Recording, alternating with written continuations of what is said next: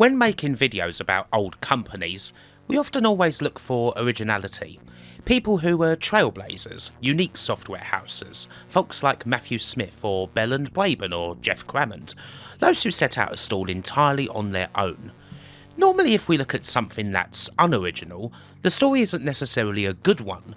We could look at someone like Harry Price, for example, a coder who made a career out of ripping off other games and then getting them released through various studios. The company today is kind of an odd one though. Were they a particularly original company? Well, no. Their games were quite similar to those of another more celebrated company, as was their style, their presentation. Hell, even their name was quite similar to that of one of the ZX Spectrum's most legendary companies, a name that everybody knows.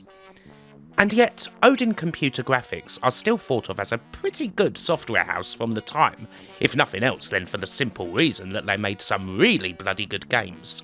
They may have been heavily influenced by the trend-setting approaches made by a more famous and mysterious group of people based in Ashby-de-la-Zouch, but their games were still good enough to a point where, if you were a big fan of the sort of titles that Ultimate Play the Game produced, you would probably enjoy their games too.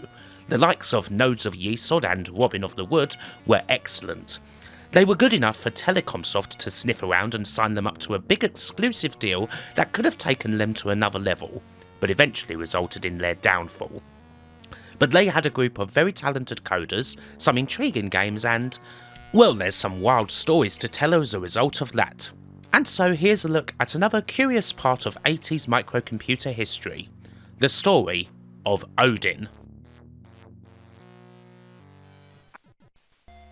Today's video is sponsored by Wireframe, the monthly magazine that doesn't just cover the latest games, but goes inside of them.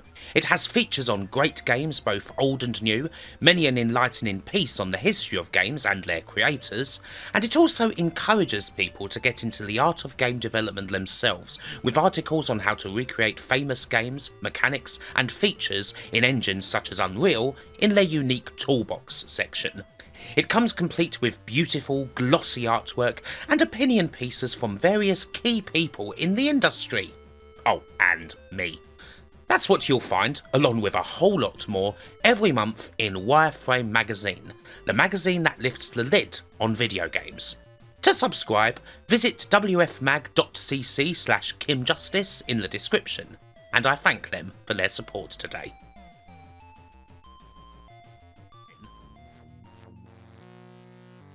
As it goes, this story starts with another Norse god entirely. Before Odin, there was Thor. This company started out in 1984 in an office in Cannon Place, close by the rather fertile surroundings of Liverpool's Albert Dock, home to the likes of Bugbite, Denton Designs and, most famously, Psygnosis a bit later on. Formed by a man named Paul McKenna, not the famous hypnotist, but instead a construction-based entrepreneur, the original aim of Thor was simply to be a studio that published games from freelancers who'd sent them in, much like many other startups from back in the day. You can almost see the adverts now. Are you tired of doing boring sums? Want to get away from a regular office job? Well, you could earn literal millions from releasing computer games. Just look at our star coder, 11-year-old Thorpe Dean Thomas. He sent a game in to us, we released it, and now he's just bought a fully working-to-scale replica of Thunderbird 2. What are you waiting for? Apply now! Okay, I'm sure their adverts weren't quite like that, but these were the days of the bedroom coder boom, and Imagine Software and all of that sort of thing. Now, were Thor a particularly successful studio? Nah, not really. Most, if not all of their games can pretty firmly be put in a pile marked not very good, although they did have a fairly minor trio of hits with the Jack and the Beanstalk trilogy in 1984, the original Jack and the Beanstalk, The House Jack Built, and Giant's Revenge. These are single-screen platform adventure type games and, well, they're frankly maddening to play, especially now. The first screen of Jack and the Beanstalk in particular is a truly detestable creation, with a tree that you fall off the second you put half a pixel on. But the games were successful, and they're not completely bad. The graphics are actually quite good, doing some pretty neat things when it comes to large creations and perspective. The 17-year-old fella behind the series, Chris Carey, would later go on to make plenty more games through the likes of Gremlin and Ocean Software. He would indeed almost be Thor's version of Eugene Evans, meriting a front-page article in Home Computing Weekly announcing that he was dropping his A-levels in order to freelance for Thor and potentially earn tens of thousands in royalties. As for the rest of their output, it's fair to say that they're not the games of the gods that their advertising would suggest. Most of them are pretty simple, really. Gremlins, for example, is another game by Chris Carey that's more in the regular Galaxian space shooter vein, although the graphics do get rather funky as you get further into each stage. It's not exactly a good effect, although it is certainly a ballsy one. Other games like Night Stalker fall into Centipede clone territory, and then you have Megafruit, which is a fruit machine. Not actually that bad a fruit machine game by 1984 basic standards, I suppose. Certainly better than the fruit machine on Don't Buy list, but still not much to speak of. Twilight Zone is probably my favourite of theirs. It's bloody hard, but it has a fairly neat idea of controlling two ships on a respective X and Y axis at the same time, and trying not to get either of them killed. Vicious and probably needs a bit more work, but I like the idea. In all honesty, I'd say that the Jack and the Beanstalk games are probably the ones that I like the least, simply because playing them can be so utterly annoying.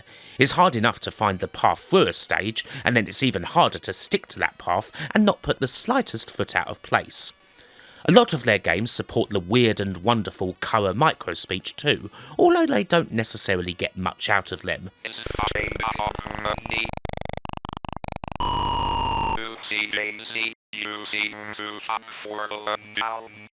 It's not like Telecomsoft's breakthrough game Booty, where connecting a color unlocked a whole new game. Something I forgot to mention in the first vid, so thanks for that, comments.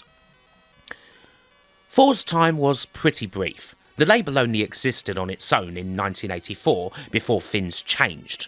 Not that the company necessarily went out of business, it's just that Paul McKenna decided to switch things up a bit and instead of releasing cheapo games from bedroom coders, actually put an in-house team of more experienced and talented artists and coders together, presumably with the thought of releasing better games that merited the price point of a tenner, the one, funnily enough, that Ultimate had paved the way when it came to normalising. When he did this, he also decided to break away from the Thor name, which, well, hadn't exactly got the best reputation. Most of their games had come in for a bit of a kicking, particularly those Jack and the Beanstalk titles, which hadn't reviewed well at all, but had still managed to break the top 10, earning serious scorn from the likes of Crash and Sinclair User.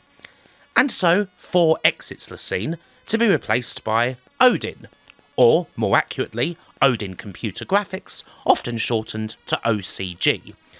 Part of the reason for this, according to artist Colin Grunes, was that Paul wanted Odin Computer Graphics to be confused with Ultimate's parent company name, Ashby Computers and Graphics, or ACG for short. Subtly sneaky, I'm sure you'll agree. The original Odin team consisted largely of folks who'd worked at places like Software Projects and Imagine, folks like Robbie and Keith Tinman, Stu Fotheringham, Colin Grunes, Mark Dawson, Steve Wetherill, Derek Rosen and a few others. It was always a small setup. After all, it wasn't around long enough for it to really expand. A decent chunk of the core of this in-house team came in during the development of what was likely the last and certainly weirdest game released by Thor before Odin came along, a Commodore 64 game called Stairways. According to programmer Mark Dawson, now Wildin, from an old comment on a Polar Ventris video, shoutouts to Polar Ventris, this game is based on having an acid trip in a heavy metal nightclub called Stairways, and the nightclub itself did exist in real life. It was based in Birkenhead, close by the Thor Odin offices, was frequented by Dawson, Wetherill, Grunes and the rest of the staff on most evenings, and it was filled with beer users, raving drunks, bands and dancers. Just the sort of things our hero has to navigate in this odd and amusing little game that kind of bridges the gap a little bit between Thor and Odin, and gets us closer to the first game that was released under the new name, something that was going to be a hell of a lot different to the sort of software that Thor had become a bit infamous for. Nodes of Yesod. There were a couple of underpinning ideas behind Nodes of Yesod, with perhaps the most important one being that the game had to be a quite staggering looker, at least for 48K spectrums circa 1985. The Odin team have never been particularly shy about mentioning their ultimate inspirations, so naturally Underworld is a pretty hefty inspiration behind this adventure platformer. However, the Odin team didn't necessarily see Ultimates games as something to cheaply rip off. They saw them more as something to aspire to, a technical and gameplay standard that they wanted to achieve themselves, and if they were going to be compared to them, that would be taken as a compliment rather than a criticism. Work on the game's art and animation was meticulous, particularly that of the main man himself, Sir Charlemagne Fotheringham Groons, normally known as Astro Charlie in-house, and taking his double-barrelled surname from Stu Fotheringham and Colin Groons, two of the game's artists. The beautifully detailed sprite, apparently derived from a knock-up that Groons made of Big Ears for a Noddy-based licensed game that never came about, also moves smoothly and has a wonderful somersault jump. It's a truly magnificent creation indeed, and a lot of the other sprites and enemies have a similar level of quality behind them. Of course, the challenge with all this beautiful art was putting it together into a game and making it work in 48K. This challenge proved to be too much for the initial assigned programmer, and Steve Wetherill was brought in from Software Projects to be part of it. According to his interview with Craig Granell in Retro Gamer, it took all of one look at Charlie's animations for him to join up with Team Odin. The development of the game didn't necessarily go all the way smoothly. As was the case with a lot of games in those days, there wasn't a lot in the way of planning, and the details of what was actually going to happen in the game would more likely be rolling around in someone's head, as opposed to being documented. Steve Wetherill recalls that someone would ask what the gravity sticks, an item that causes monsters to fall to the floor temporarily, would do here, and someone would immediately pipe up with, "What's a gravity stick?" Making the game was all a bit rough and ready, but it did get there in the end. Another thing that didn't exactly help was that Odin initially used micro drives as storage while it was being worked on. You know, that famously reliable bit of kit. Needless to say, there was a big crash at one stage that wiped out a fair bit of data. One legend goes that there was actually a much better, almost completed version of Yesod that was lost forever due to this crash, although Steve doesn't recall that much being lost in Retro Gamer. It did kill a completed map layout, mind you. The team switched to BBC Model Bs for storage soon after, figuring out ways to download the data into Spectrum memory through CPM. For all of these various troubles, the game was eventually finished pretty much as Odin intended, and there was even room for a little bit of speech. Welcome to the Nodes of Yesod from the Odin Computer Graphics team. The introduction of Welcome to Nodes of Yesod from the Odin Computer Graphics team was provided by a certain Mark Butler, the same person who had once been at the head of the original Imagine Software and who worked at Odin for a brief time. Finally, the game was out there in the summer of 1985 and, well, it was definitely worth all the trouble. Nodes of Yesod is a truly wonderful game, one of the best of a certain type of freeform platform adventure that you only really get on the microcomputers. Initially, you find lunar moles on the surface of the moon that will prove useful. One in particular will allow you to chew through certain bits of wall and uncover new areas. The main goal is to collect 8 keys, or alchems. You need to find out what colour and shape of alchem you need to get by finding the master alchem, and this changes with each playthrough. Once you have the right set, you can unlock the monolith that's somewhere inside the cavern and beat the game. Naturally, plenty of monsters will be fought in your progress. One set of monsters will hurt you on contact, but they can be squashed in traditional platformer fashion. Another set functions like the monsters in Ultimate's Underworld in that they don't hurt you directly, but they can knock you about, sending you flying down shafts and causing fall damage. Also, these ones cannot be squashed. The worst enemies are undoubtedly the Lunar Muggers, rival explorers who will steal your alchems if they come into contact with you, playing havoc with your game. So there's quite a lot of different things going on in this adventure, but even though the difficulty is certainly challenging, it does hold nicely together. Even if you don't complete the game, it's a nice world to explore, complete with those lovely specky colours and the in-game music, particularly in the later 1-8K version, a classic tune composed by Fred Gray.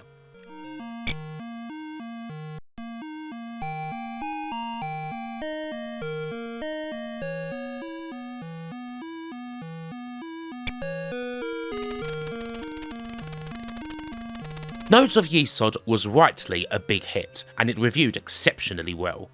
The similarities to the sort of games that Ultimate would make were certainly noted in magazines like Crash, but that didn't stop the game from largely getting tremendous scores. Crash in particular were highly enthusiastic, giving it 93% and a full-on Crash smash. The game got some very good notices on other platforms too. Zap64 absolutely loved the fantastic Commodore version of the game, giving it 95%. Odin were very quickly established as a new name to be reckoned with thanks to the success and high quality of this debut title. And for me personally, well, I would actually rather play this over Ultimate's Underworld any day of the week. Sure, it's similar, but it just feels that much better, and the look of the game is so striking. It's a lovely little adventure, one that allows you to spend a good amount of time inside it, rather than straight away trying to kick you back out to the title screen as soon as you start it up. And it's still a game that can grab you and take you away for a bit without realising how much time you've spent playing it. It's hard to say a whole lot bad about it, in all honesty.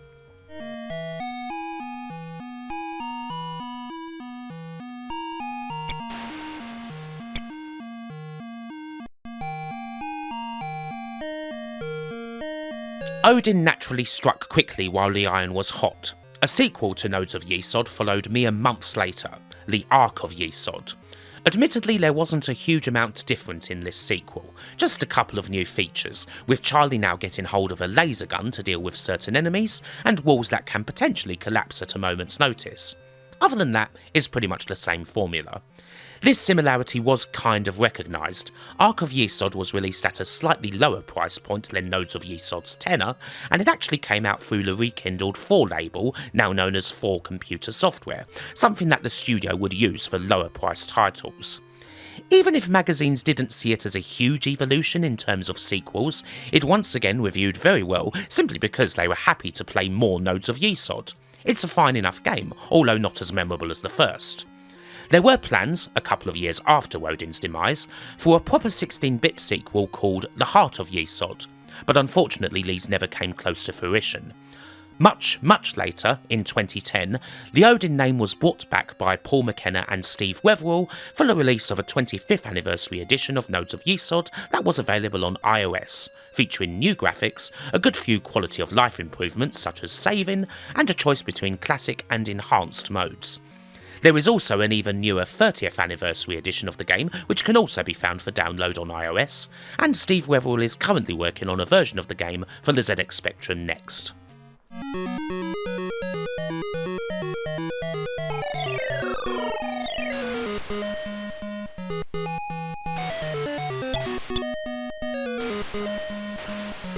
In an ideal world, a brilliant game like Nodes of Yesod is followed up with nothing more than another brilliant game. Now that sort of thing doesn't always happen, but that's exactly what Odin managed to do with their next title, 1985's Robin of the Wood. It's another classic sort of microcomputer game, and another with some ties to Ultimate. If Nodes of Yesod was their take on Underworld, then Robin of the Wood is inspired by Sabrewulf, taking on the same sort of fast-paced maze adventure and once again delivering a high-quality product that could match its inspiration, and giving Odin another critical and commercial success. This game seems to be quite the collective effort, in much the same way as no one person was ever fully behind Nodes of Yesod, with the likes of Steve Wetherill, Paul Salmon and Stu Fotheringham all doing their bits here and there to get the game out, and the effort was most certainly worth it.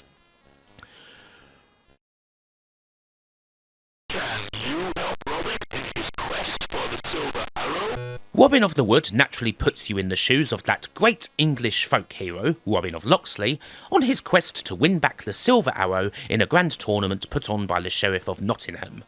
You escape from the dungeons, at least in the 128K version, and then travel around the forests of Sherwood and beyond, escaping from or defeating the various Norman soldiers that have been sent out to kill you, and trying to find enough gold bags to give to the Forest Ent, straight out of Tolkien, but hey-ho, we'll run with it, so that he'll give you your bow, your sword, and ultimately the 3 magic arrows that you need to enter the tournament in disguise and win back the arrow without being caught. There are some other potential distractions. Witches can randomly appear to take your gold as tribute, although they can also be appeased with magical plants. wild boars can chase you off and can't be hurt, and other people can distract you and get you thrown back into the dungeon. Alternately, druids can heal your wounds, and there's plenty of regular arrows for your bow once you get it. In the end, it's a big old quest of finding stuff, similar to Sabrewulf and the pieces of the map, but quite a bit more detailed and involved. The main thing I enjoy about this game, particularly compared to a lot of other maze adventures of this type, is that Odin is very generous when it comes to how much time you can spend in the game. They're not so bound by arcade sensibility. Sabrewulf, brilliant game though it is, basically chucks everything at you from the beginning, and poor old Saberman dies in one hit no matter what, so it can be quite easy for you to die very quickly. Robin here actually has an energy bar which can be replenished, and it's pretty easy for him to amass extra lives for exploring. So you can happily spend a bunch of time in this world, even if you're not speeding towards the goal. And it's a nice world to spend time in. Much like Nodes of Yesod, the quality of the graphics here are very strong, good enough for the magazines of the time to be raving about it in much the same way. Robin especially is another strong sprite, and the game moves very smoothly indeed. There's nice music to go along with all of it too. It's another huge joy to play, deemed worthy of scores such as 94% from Crash and a 9 out of 10 from Your Sinclair. It got a pretty nice version on Commodore 64 as well, although an Amstrad CPC version didn't materialise. It was worked on by an external programmer, but progress didn't go as fast as Odin had hoped for, and by the time the Telecomsoft deal was in play, the company had too much on their plate to take the CPC version in-house. Bit of a shame.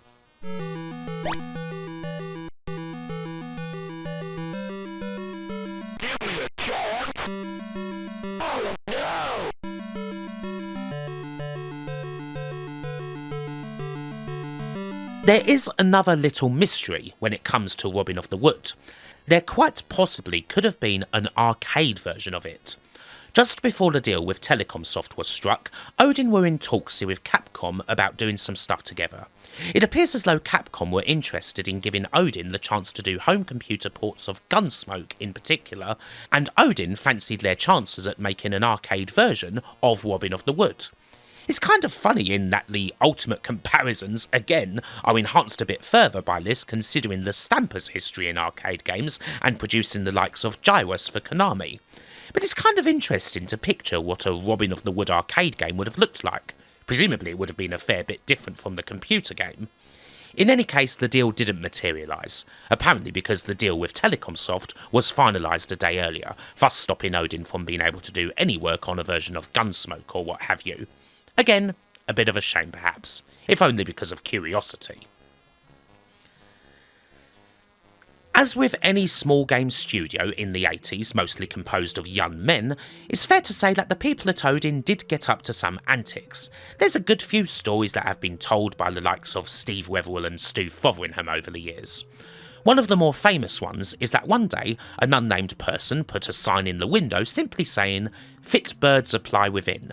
And this apparently resulted in someone applying, getting into a relationship with one of the programmers, and eventually getting married.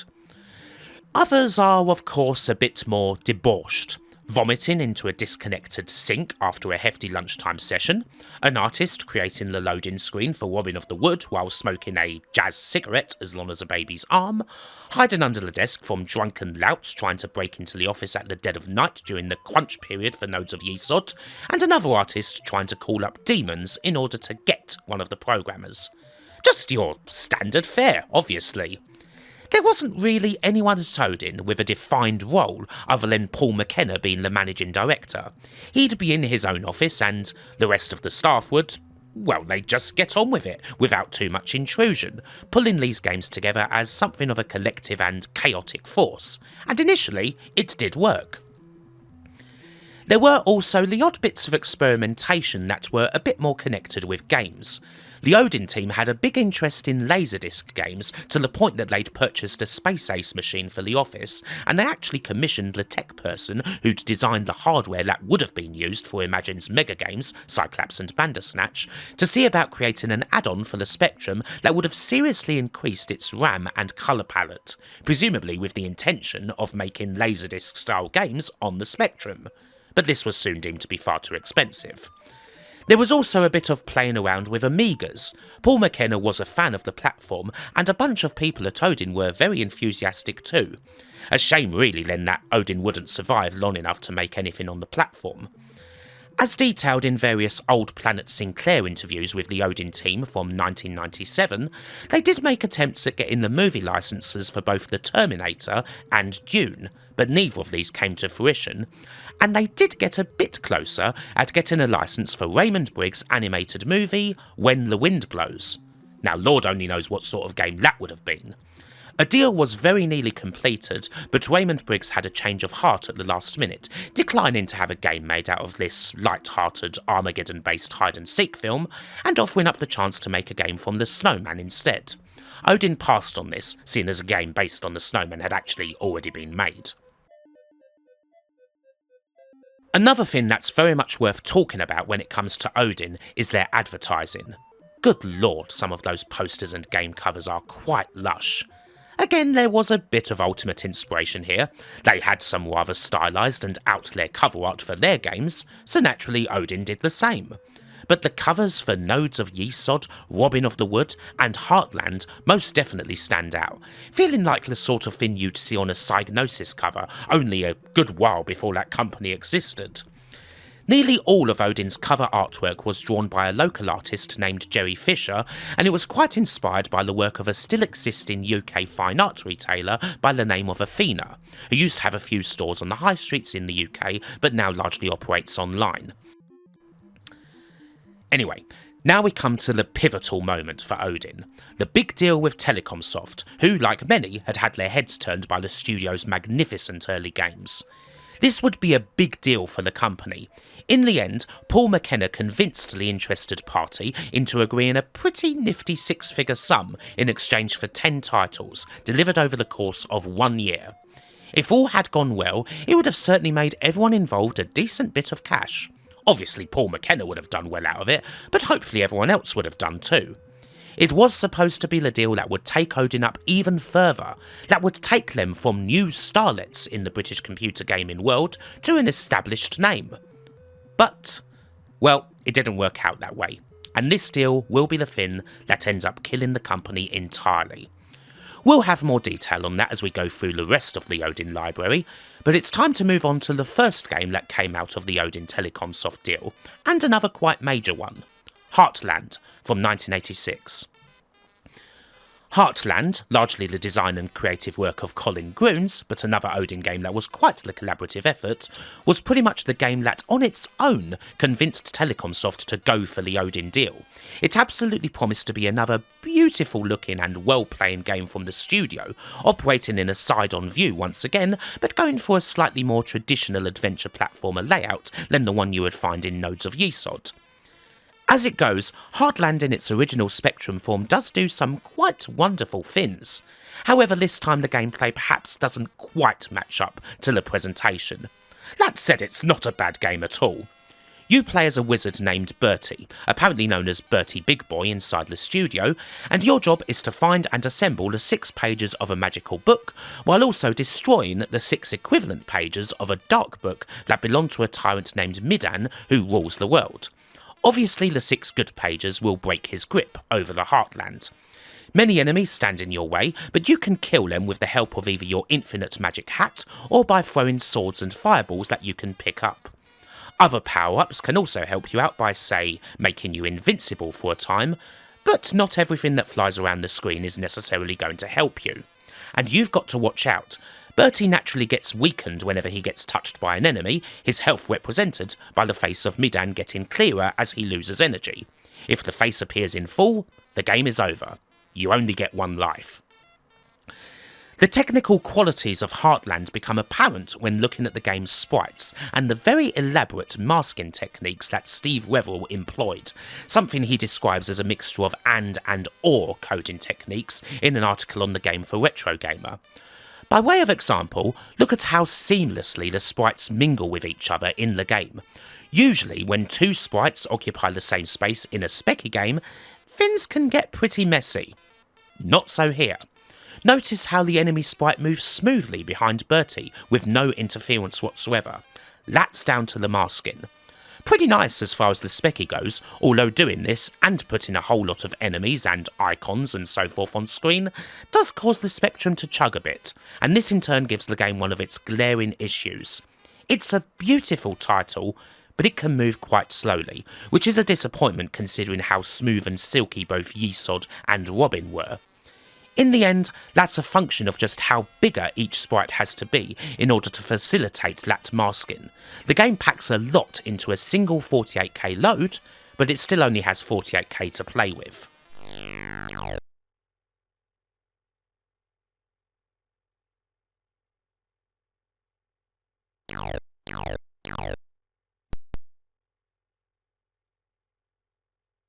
Still, it's not a bad game.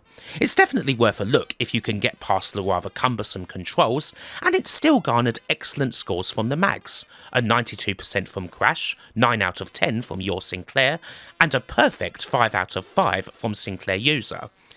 It perhaps wasn't quite as big of a hit as something like Yesod was, but it still attracted a good bit of attention. I would say that if you're going to play the game today, you are best off playing the Amstrad CPC version. It still looks very nice graphically, but it actually moves a great deal faster than the specky version, making it much more playable. You do still have to deal with some of the game design's more annoying foibles, in particular the gaps positioned at the end of certain screens that look like a path to the next screen, but are not. But it is worth it for the looks and the technical know-how behind it. It's perhaps unfortunate also that it is one of the last really strong games that Odin would produce, as the ramifications of the deal they made with Telecomsoft started to bite very hard indeed.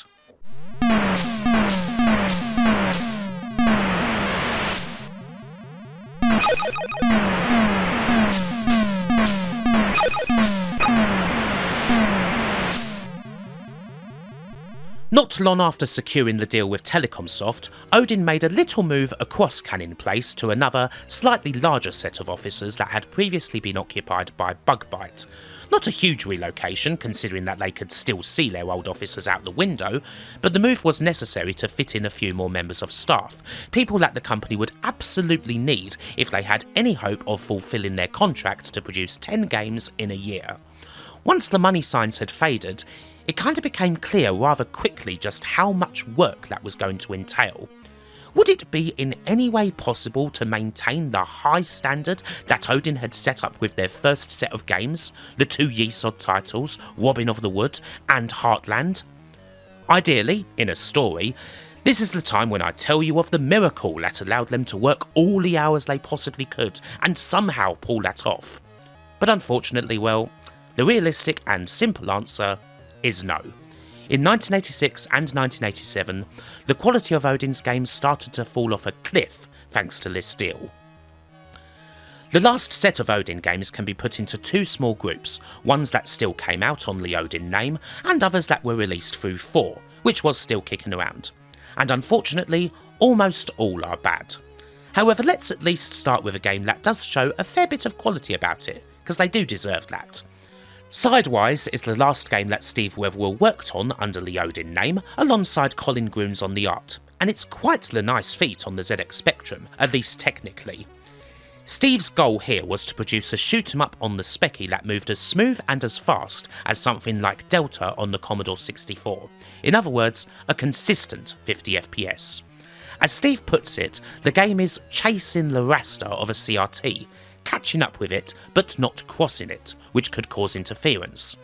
There's a lot of technical know-how going on here, but Steve managed to pull it off. Sidewize runs at an utterly smooth 50 FPS, with no flicker to be found. Technically, it is absolutely brilliant. Pulling this off while also dealing with backgrounds and sprites, even having parts where it feels like parallax is going on. Seriously impressive for the Spectrum, even now. Helpfully for those who are interested in details of the game's inner workings, Steve Wetherill has a few rather interesting articles on the creation of Sidewize on his blog.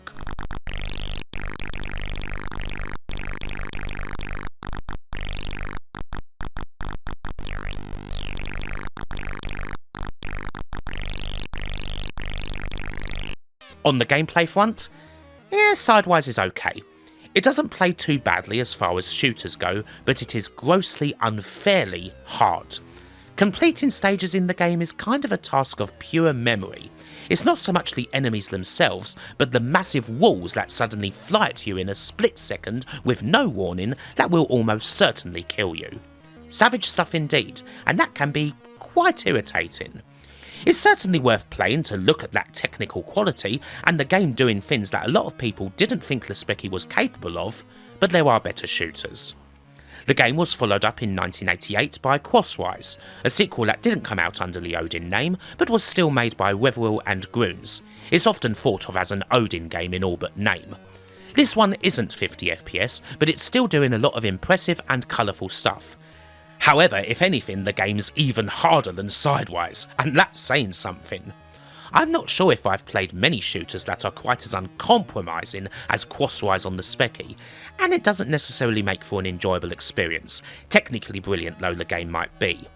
Still, these games are so far ahead of the rest of Odin's output in their later years that it isn't even funny.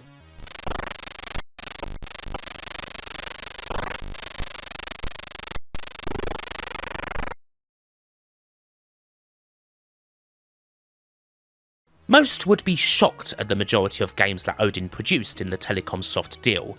There's such a far cry from the likes of Nodes of Yesod and Robin of the Wood that it may as well have been a completely different studio.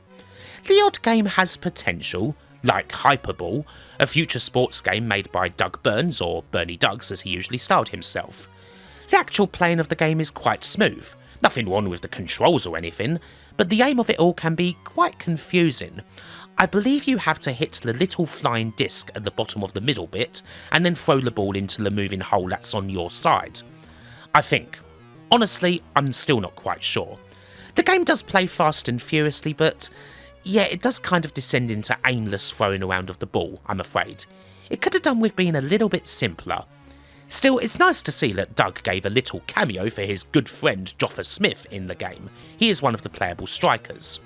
Doug Burns also worked on a game called Plod for Odin, and apparently Joffa helped Doug out a bit on the graphics, but very little is known about the game aside from it being a scrolling shooter of some sort. It was never released.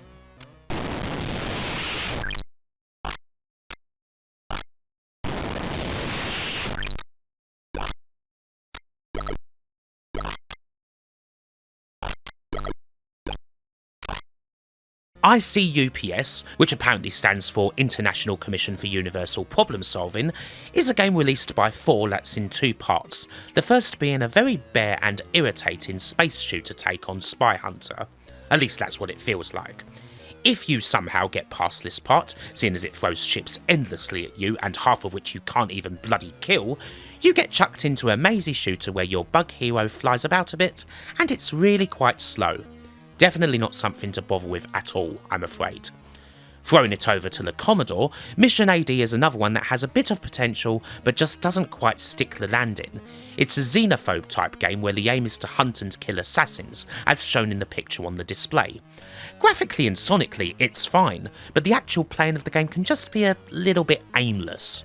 It's a lot better than Scary Monsters, mind you. I mean, God, this is awful. There's a map that you can hardly get around, and various levels to enter where you battle the most generic scary things known to man in search of the weapons needed to kill the more famous beasts. Graphically not very impressive, and the controls are sluggish as hell. You'll spend half your time getting battered around the map the second you get hit by one of the ghosts or bats or vampires or whatever that constantly rush you. Dreadful game.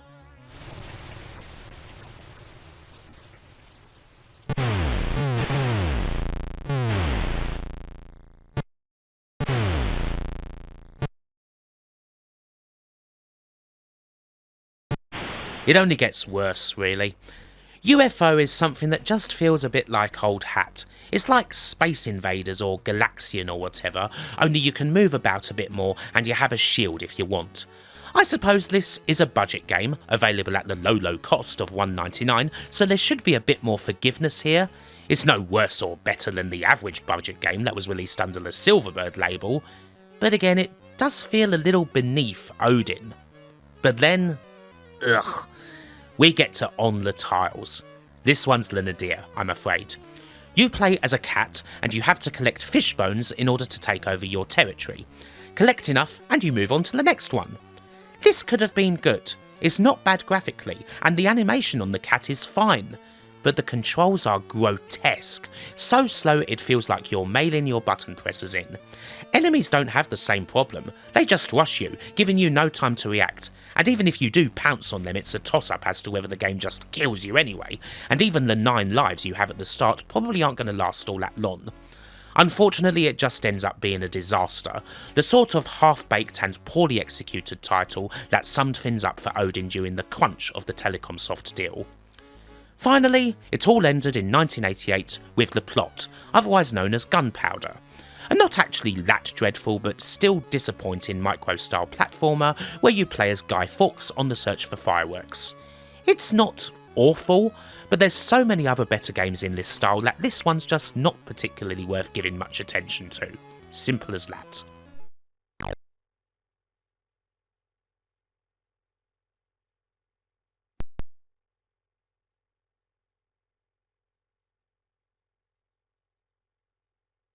So, what happened exactly?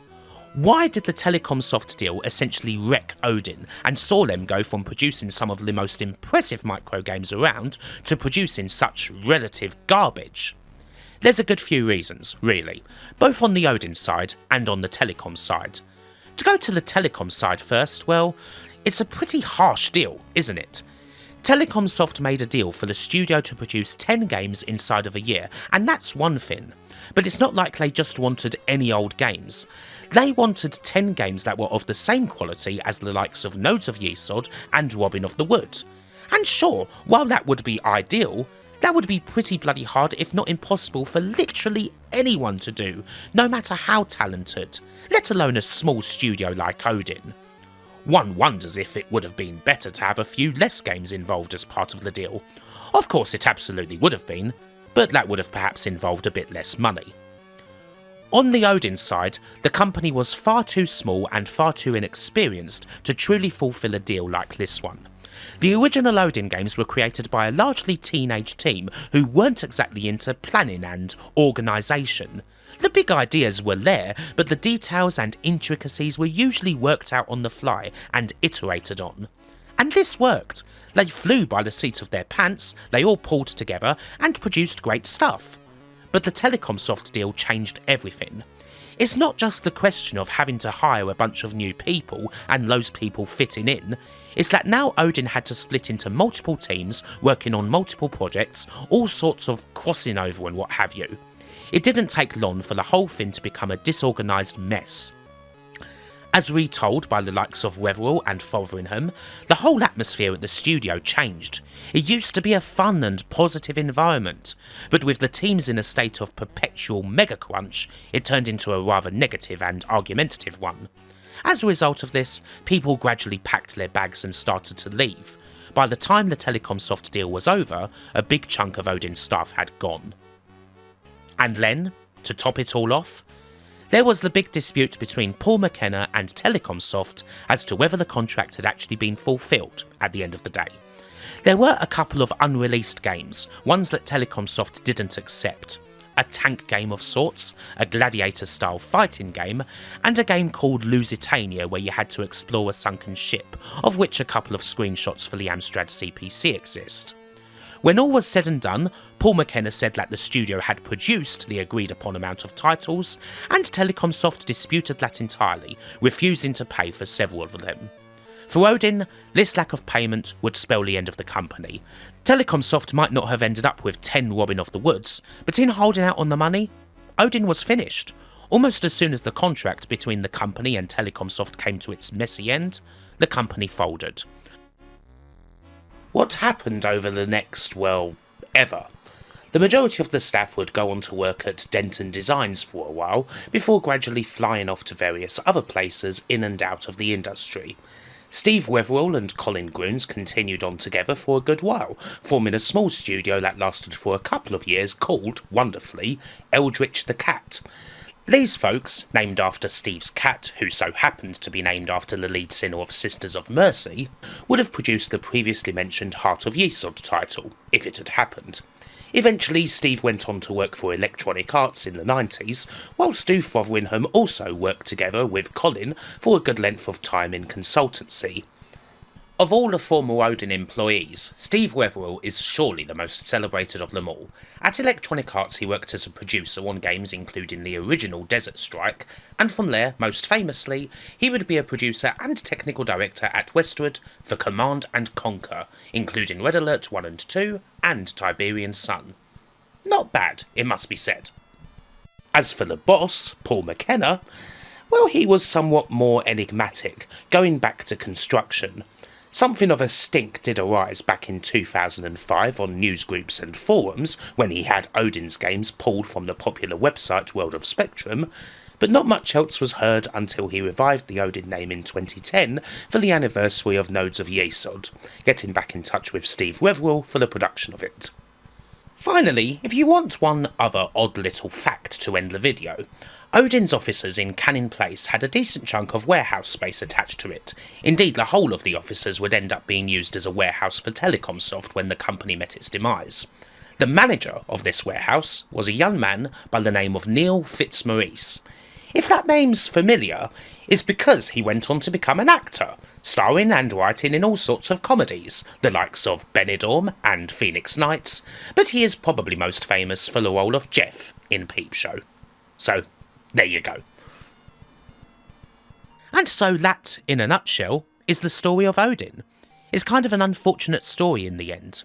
They started out pretty low on the totem pole, and even if they were inspired quite heavily by the workings of a truly great company, I think of the quasi-relationship between Odin and Ultimate as similar to the one between a master and a pupil. They learned a lot from how a company like Ultimate did business, and used that to make brilliant games that stood out on their own. They amassed a lot of potential in a short space of time, but unfortunately they were fatally wounded by a deal that stretched them way too far, way too soon. While it's impossible to predict an alternate future in its entirety, well, if it wasn't for that deal, the company may well have lasted a lot longer, and we'd have seen those Odin Amiga games, and what the group could have still done as a unit, although a lot of the people involved with the company would go on to solid industry careers that continue to this day. Even if they weren't around for too long, they certainly made a mark. Join me soon for the next instalment of the Telecomsoft universe, where we'll be looking at Magnetic Scrolls and Level 9. It's text adventure time, and a bunch of Brits are going to try and beat those folks across the pond at their own game. But until then, as ever, bye for now.